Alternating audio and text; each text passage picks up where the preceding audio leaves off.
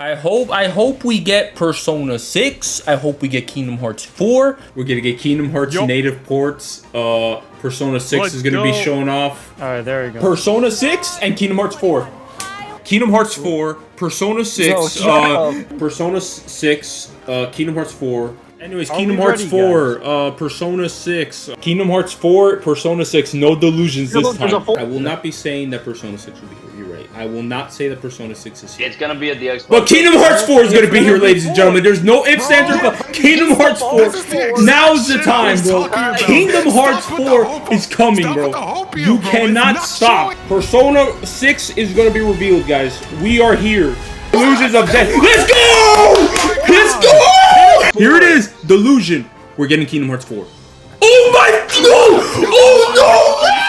I honestly cannot believe that this actually happened. All of my delusion, me constantly being delusional, talking about how Persona 6, how Kingdom Hearts 4 are gonna be in this presentation. Well, how about I get both of them all within this same week? This has been an absolutely crazy week for both Persona fans and Kingdom Hearts fans, or just me. I never would have thought I would have gotten both of these games revealed back to back against each other. While Kingdom Hearts 4, we had a trailer. It has been 4 years since we had last seen the game, and just seeing it again, I was just not expecting it this soon, and especially combined with Persona 6. I just think the funniest thing is that none of these were at the PlayStation State of Play.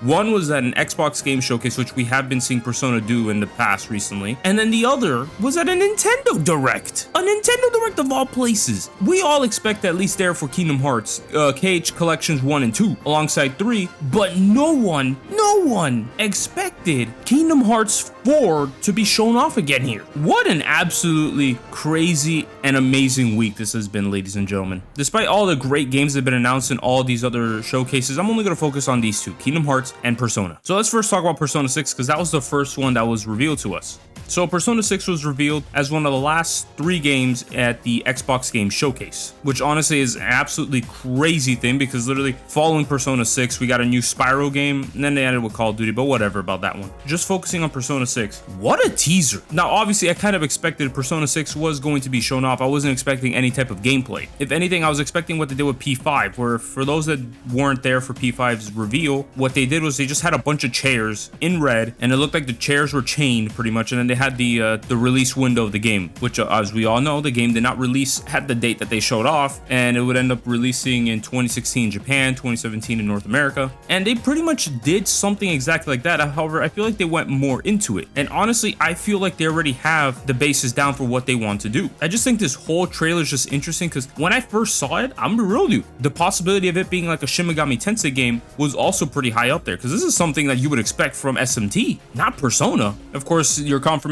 is once the trailer ends and you see that nice P6 logo come into frame. And granted, no release window, by the way, no release window. There was a rumor that someone said it's supposed to come out next year, but I don't know. It's possible. I mean, I don't know if they want to have it come out the same year as Persona 4 Revival. Then again, they can pretty much make it where P4R, as we know, is coming out in February 2027. They can make it come out later on in 2027, but I don't know. We'll see what happens. But judging from what I'm seeing here with P6, we're going to be dealing with a lot of, I guess, occult stuff. As we are seeing them in what looks to be like a graveyard, a bunch of tombstones around everywhere. They're going to like some type of statue. Can't really tell what much that is. But if we are going to be dealing with the occult, that means like a bunch of, ghosts, demons, paranormal stuff pretty much at the end of the day. If we're dealing with all this paranormal stuff, I honestly can see it being kind of similar to two things. These are the two things that came into my mind when I found out it was going to be what looks to be at least a occult themed. The first being Scooby-Doo, and then the second being Don.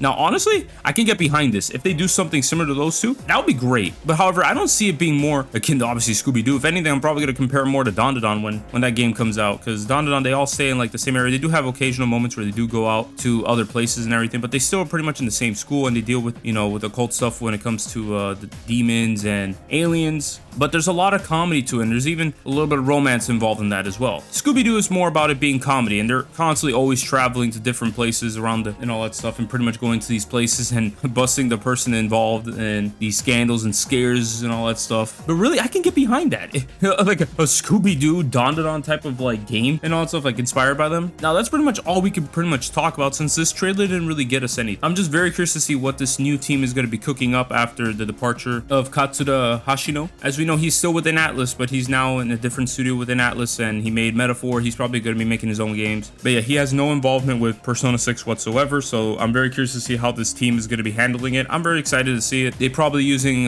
Persona 3 Reload and Persona 4 Revival as a way to kind of like test out how Persona game works, what they want to include from what they learned in these games into Persona 6. Now, there are some leaks that have come out, and I will not be talking about them here whatsoever. No images, no screenshots. However, even then, those screenshots kind of like, from what I've heard people talk about, they don't really do much, really. They kind of like give us our first look at some stuff, but nothing like, you know, obviously the gameplay, you know, like anything of the world, all that stuff. We're pretty much kind of like in the dark here. And like I said, I won't be talking about any of these rumors or leaks and all that stuff, because at the end of the day, they're just rumors and leaks. And personally, when it comes to leaks, I try not to cover them on my channel. I kind of want everyone to kind of be blinded by that and everything. Rumors are a little bit different and everything, because, you know, rumor could possibly be fake. But anyways, we will not be delving into any of those topics whatsoever. So I'm only going to be covering what we saw in this trailer, and I'm really interested. I'm really interested to see how they're going to be handling this occult stuff and everything. Interesting direction for P6, but I'm here for it. I'm all in. Hopefully that game does come out in 2027, but if not, I can see it coming out in 2028, and I'll be perfectly fine with that. Now let's move on to Kingdom Hearts 4.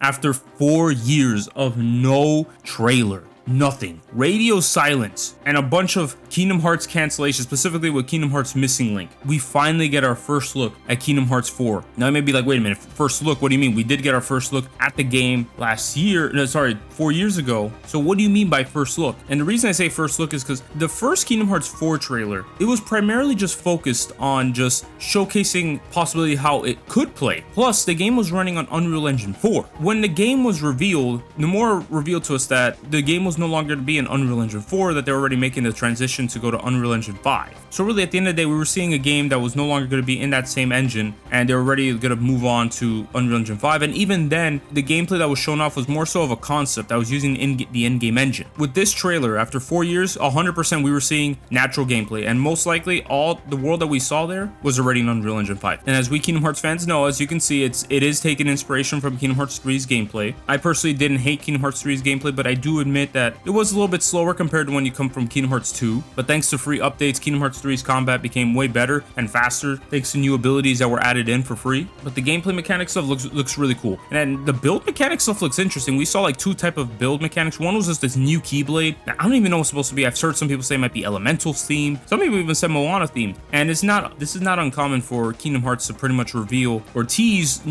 new Disney worlds through early showings of the Keyblade. But regardless of which one this is, Elementals or Moana, it has like this fiery effect when Sora uses it, and it kind of like does like these magma bursts, lava bursts type of things and everything. And then one with the Kingdom Key, where honestly it looks like he just calls a bunch of Keyblades. Kind of reminded me of when Vanitas uses his powers to pretty much levitate all the Keyblades and he rides them. Same goes for when Sora rode the Keyblades in like at the end of Kingdom Hearts 3 with Ephemer's help and all the old Keyblade users and whatnot. I'm very curious to see more about this build mechanic. This would be an interesting thing, especially with coming from Kingdom Hearts 3, where Sora had different form changes depending on which Keyblade he used. So if this is this build mechanic is the new Keyblade form and everything, I'm down for it. While nothing story related was revealed to us, we did get to see a new organization member there. Well, I say organization member, more like the organization Cloak character there.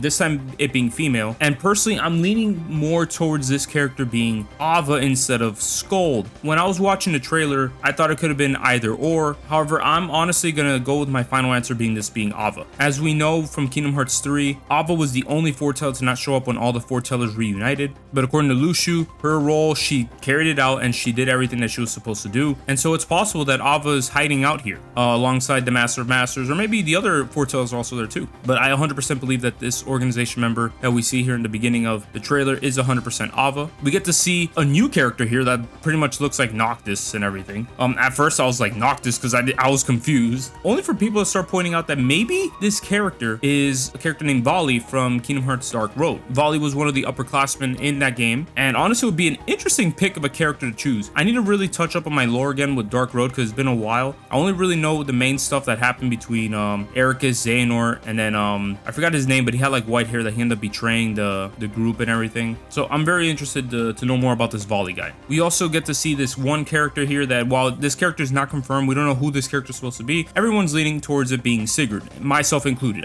When I first saw the trailer, that's the first thing I thought of as well. I thought that was Sigurd. He matches what Sigurd would wear. I'll be a little bit different, obviously, you know, makes sense, he's in Quadratum. And plus, Sigurd is going to be playing an important role, and we know that he did narrate the trailer, the first trailer that came out back in 2022. I'm very curious to see what his role in the Kingdom Hearts series is going to be. I'm very excited to see what Nomura is planning with him. Also, of course, one of the big reveals was, of course, seeing Luxord once again. However, it's not Luxord, it's his original persona. We don't know what his original name is going to be. We're finally going to be delving into Luxord's lore because he's really one of the only organization members that we really didn't know much about. Of course, the other one being Demix, which I feel like no doubt in my mind, we're going to start seeing who exactly he is. We do get to see another organization member walking in this area, but the thing is that there's some crow feathers falling down from above. Obviously, some people who didn't know would have probably said Sephiroth. I didn't believe it, obviously, because I don't think they teased Sephiroth like that. But one thing people started pointing out was of Missing Link, the game that never came out and only a few people played. And there's two characters there that are based on Odin's, like, crows, essentially. Obviously, we don't know much about these two characters that we see in Missing Link, but it's possible that these two characters could end up being the ones that are pretty much making those feathers fall out of the sky. But yeah, we don't know who this organization member is here. They're just wearing the coat and everything. That's pretty much it. Could be the Masters, could be someone else. We really do not know. And then finally, young Xehanort. We got to see young Xehanort in Kingdom Hearts 4, which is definitely going to confuse a ton of people if they play Kingdom Hearts 3, because what you mean Xehanort is here? Now, yes, Quadratum is supposed to be the afterlife, but I don't think Xehanort ended up here in the afterlife. See, if you play Kingdom Hearts, the mobile games and all that stuff, you would remember that Xehanort, well, not even just the mobile games, he also said it in Kingdom Hearts 3, where Xehanort had a plan, you know, obviously it's like, you know, making the 12 darknesses and all that stuff, like using his heart and all that stuff. But the mobile games fully showed the conversation, and he mentioned actually 13. One to live out in the new world that he created. I personally think that this Xehanort that we see here is that 13th vessel that Xehanort is talking about, the one that he sent over to Quadratum just to live out here, and then eventually for him to come back to the real world after Xehanort had created the new world. This would be how Xehanort would experience this new world, live the new world that he wanted to create. But as we know, Xehanort's plans failed, and as we can see here, this Xehanort is just pretty much stuck here.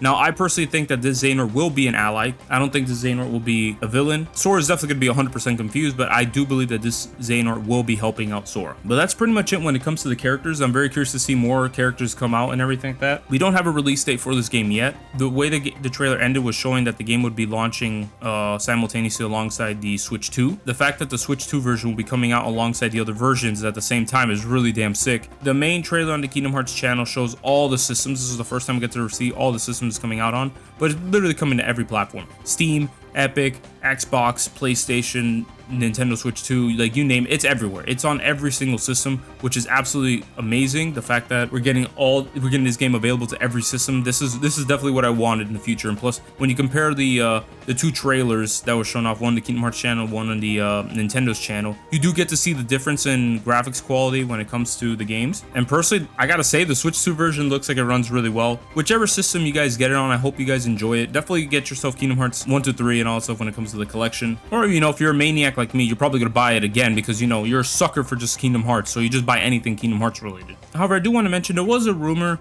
because of, like, I think some Australian listings and also for Kingdom Hearts HD 1 through 3, where it looked like they were screwed up or of an error maybe, but it said that the Kingdom Hearts 4 was coming out in 2027, which if that's true, I'm ready. I'm all in. Like 100%, we're not going to see this game out early 2027 because we are still waiting on Final Fantasy VII Revelation, which got announced also as well at the Summer Game Fest. We're still waiting for that to come out, and no doubt about it, since that's coming out in spring of 2027, I don't think they're going to put those games together. We're either going to see it late 2027 or the earliest 2028. But I gotta say, these two games were easily my favorites announced at this non-E3 week that we've had, Persona 6 and Kingdom Hearts 4. Again, being delusional as I am, would start off as a meme and then just me constantly rolling with it, actually all revealed in the same week. And before I end the video, I just gotta say, this week has been amazing, guys. Like, I have not had this much fun of a game week in a while. Like, last year's non-E3 was kind of disappointing. If I remember, I don't think Nintendo had a direct until like July, and it was like a partner showcase. The Xbox presentation wasn't that good. I mean, I did like that Persona 4 Revival got revealed, but I think that was pretty much it for me that really like made me excited. PlayStation State of Play, I don't even remember what was shown off there, if they even had one in summer. Summer Game Fest was not great in my opinion. Like there was some cool stuff, but nothing where I'm like, this presentation is amazing. No, none of that. Like last year's was honestly a down year. I think I've been saying in my Pesky Plumbers podcast. But no, honestly, this year, from what I saw in the Nintendo Direct, State of Play, Xbox Game Showcase, Summer Game Fest, I think all 4 of them were bangers. I don't think there was a bad showcase this year. All of them had something amazing to show off, and it's just been a great week for being like just a video game fan in general. Hats off to Nintendo, Microsoft, Sony, Jeff Keighley. You guys gave us one hell of a show. This was a great time. Thank you guys. Thank you for making our weeks, bro. Gamers won this whole week, guys. This whole week has just been nothing but fun, and I can't wait for the future game releases. I do plan on delving more into these games and everything in a future Pesky Plumbers podcast episode that you'll be seeing. But what a great time, guys. What an absolute great time it has been. Anyways, if you made it this far, I want to thank you all for watching. I didn't do my introductions, obviously. For those that don't know me, obviously my name is Septic. I don't really post a lot of videos that often, but you will eventually see some stuff coming out soon. I want to keep this momentum going, especially with all these game announcements. I want to start doing some extra stuff and everything. But of course, I had to talk about Kingdom Hearts 4 and Persona 6, right? Like, as a big fan of those 2 games, I needed to talk about them. But yeah, if you made it this far, thank you all for watching. If you're new to the channel, I want you to go ahead and hit that subscribe button. It'll really mean a lot to me. Same goes for liking the video and sharing it around with others. You can also follow me on Twitter. The links will be down in the description below. I want to thank you all for watching. I hope you had yourselves a fantastic day, and take care, everyone.